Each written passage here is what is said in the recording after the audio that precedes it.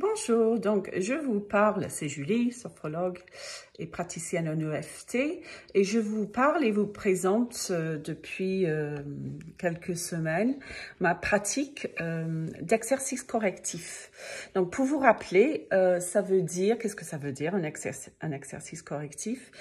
C'est proposer au cerveau une nouvelle expérience en sachant que le cerveau se sert de toutes ces expériences du passé afin de prévoir ses réactions.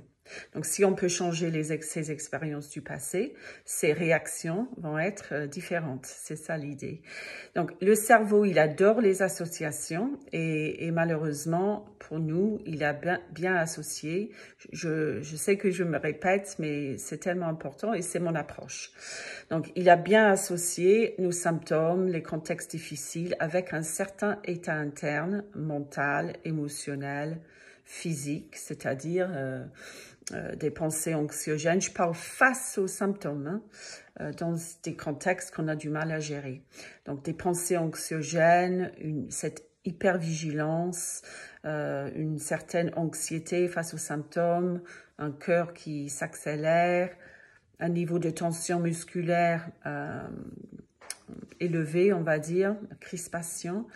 Et ma pratique journalière, donc, représente... j'ai une liste des exercices correctifs que je peux pratiquer. Et le but, c'est de montrer à mon cerveau qu'il se trompe avec cette hypervigilance. Et c'est là, en fait, où il peut apprendre et se rééduquer. Donc là, aujourd'hui, je voulais vous présenter un autre exercice qui s'appelle donc un exercice dynamique en sophrologie qui se pratique debout avec les yeux fermés. Mais bien sûr, un peu comme la prise en charge chez un kiné vestibulaire, on peut commencer doucement, à notre rythme. Quand j'ai commencé, moi, en tant que cliente avec une sophrologue, je lui avais dit, moi, je ne peux pas pratiquer debout avec les yeux fermés. Pour le moment, c'est pas possible. Donc, voilà, elle m'a écoutée et puis elle a suivi mon propre rythme. Et là, après les séances que j'ai passées avec elle et puis la formation, bien sûr, et je transmets depuis plusieurs années, là, carrément, je prends un grand plaisir à ces exercices. Donc, à vous de voir. Là, je suis debout, mais vous pouvez vous asseoir, aucun souci. Et même assis, si vous voulez pas fermer les yeux, vous pouvez garder les yeux ouverts ou mi-clos. Donc, on est nombreux à avoir mal au cervical. Donc, une cervicalgie.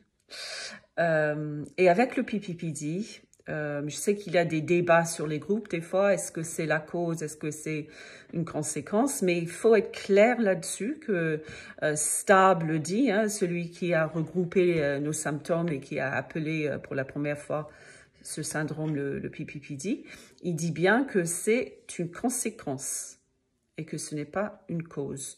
Pourquoi une conséquence? Eh ben parce que à force de ressentir ces sensations, on développe un mauvais contrôle postural.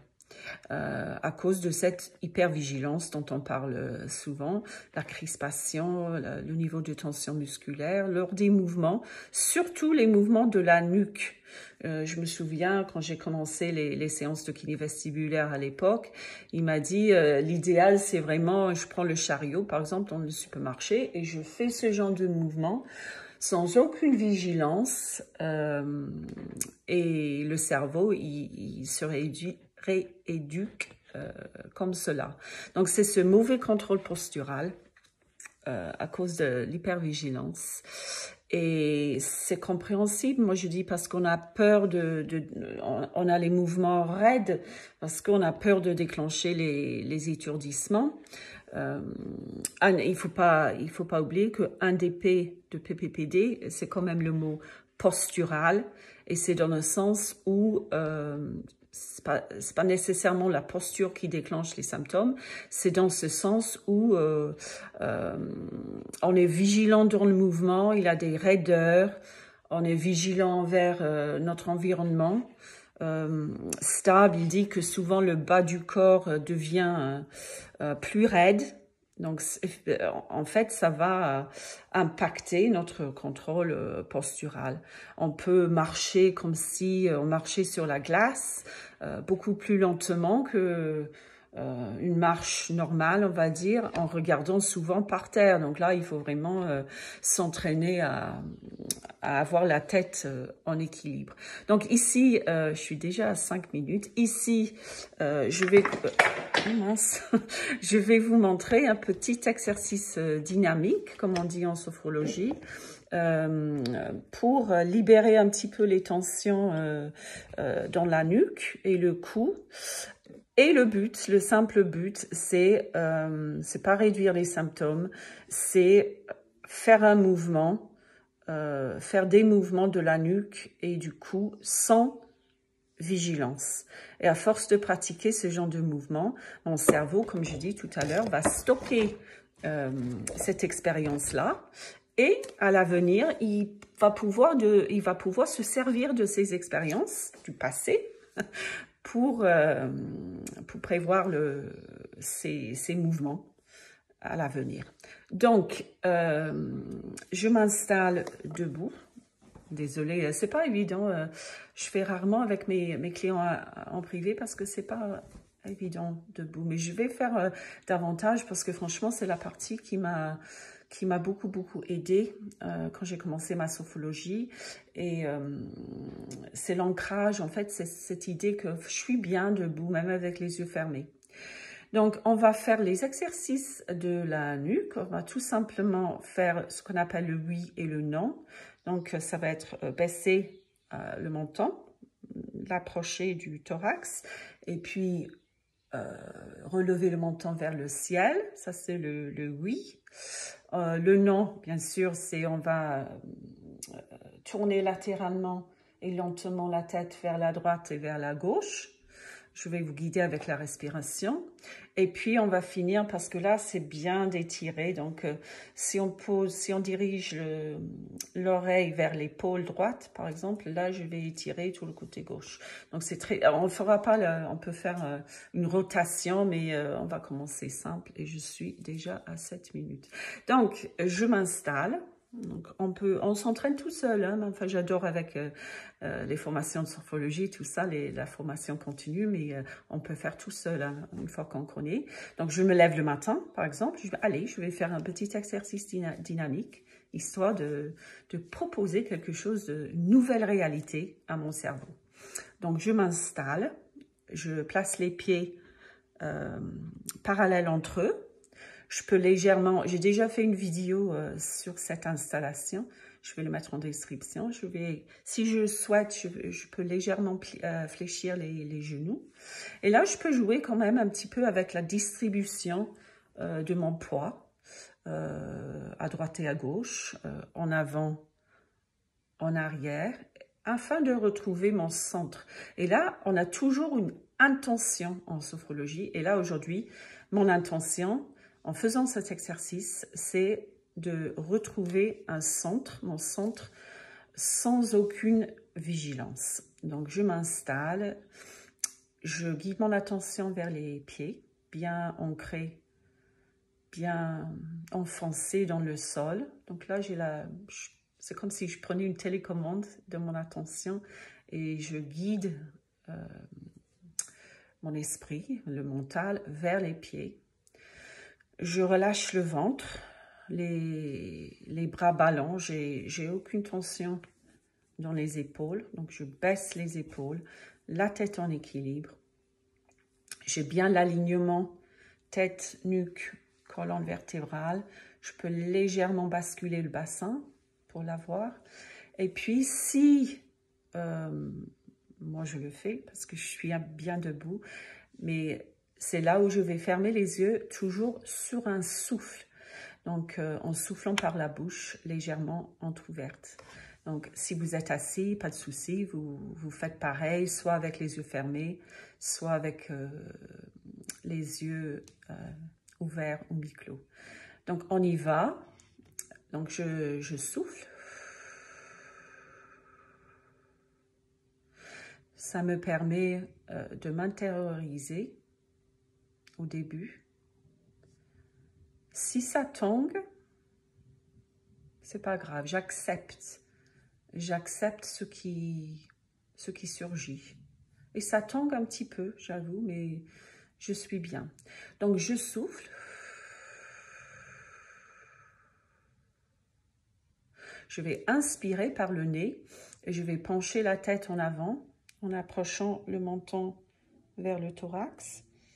Je vais y rester poumon plein juste quelques secondes.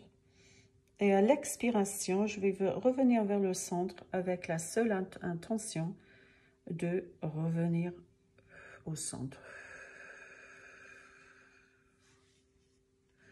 Je vais faire l'inverse. J'expire. En inspirant, je vais monter la tête. Je vais étirer le menton vers le ciel. Poumon plein, quelques secondes, et je reviens au centre avec la seule intention de retrouver mon équilibre.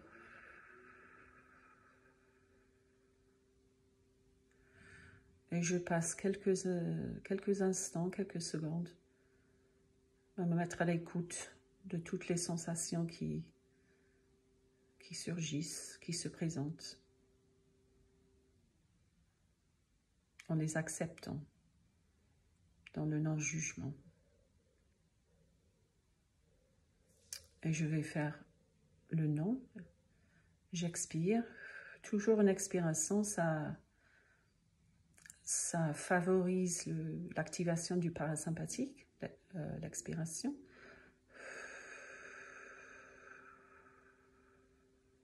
À l'inspiration, je vais tourner latéralement, parce que c'est latéralement. Je vais tourner lentement la tête vers la droite, aussi loin que je peux. Je maintiens le mouvement poumon plein, juste quelques secondes, afin de bien apprécier le retour au centre. Je retrouve mon centre. Je fais pareil à gauche, j'expire.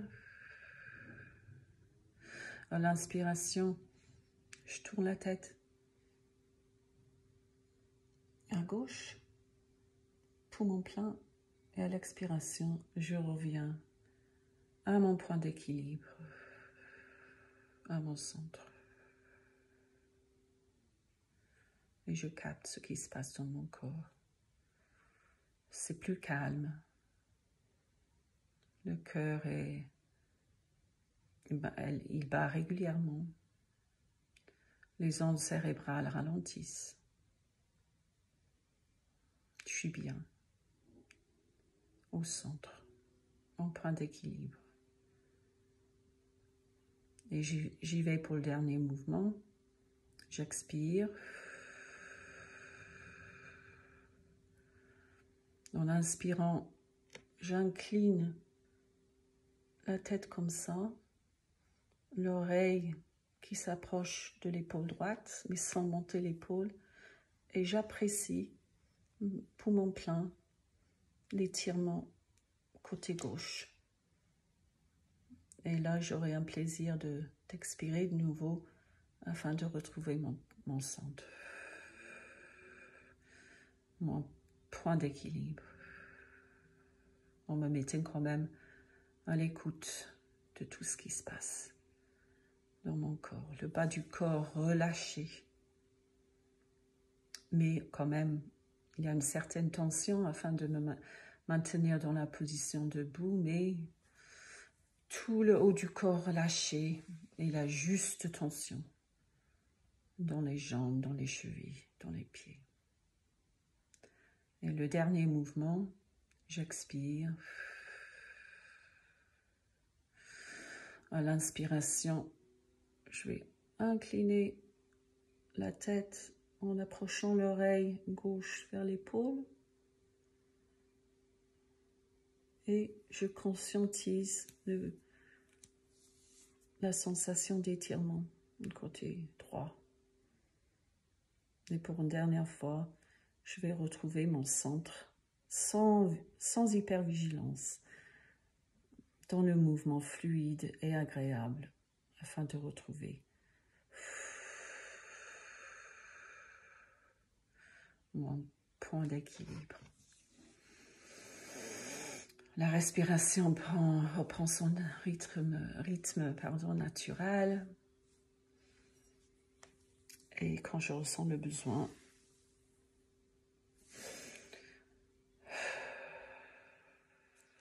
j'ouvre les yeux.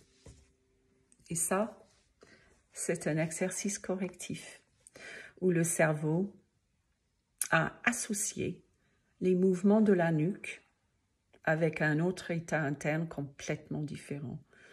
Je ne sais pas si vous avez ressenti mon état interne qui s'est modifié, qui est différent qu'avant l'exercice. Mais c'est le cas. Je me sens plus calme, plus relâchée, plus détendue. Et c'est ce que je souhaite pour vous. Allez, courage!